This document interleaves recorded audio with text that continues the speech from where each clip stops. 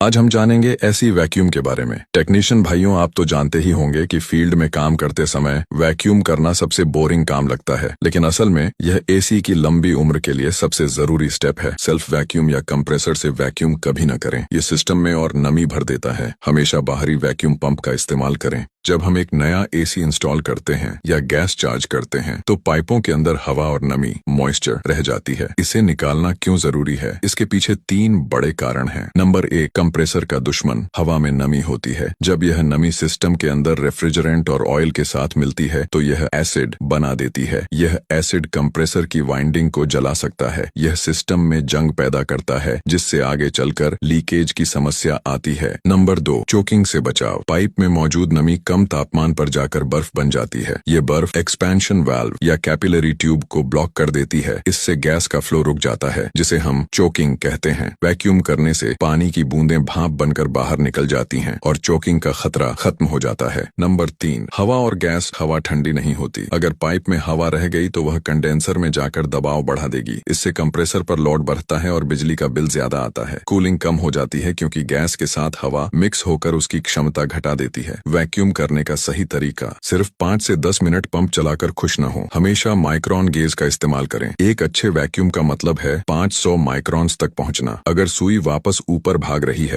तो समझ जाइए कि कहीं न कहीं बारीक लीकेज है। माइक्रोन गेज बड़ी मशीनों में ज्यादा यूज होता है। छोटे मशीनों के लिए नॉर्मल गेज से काम हो सकता है, पर गेज का सुई -30 होना चाहिए। और टेक्नीशियन भाई, आप वैक्यूम करते हो या नहीं, कमेंट में बताएं। और ऐसी जानकारी के लिए शोएब एसी टेक्नीशियन को फॉलो करें, और इंस्टाग्राम पर देख रहे हैं तो कूल सिस्टम 07 को फॉलो करें। धन्यवाद।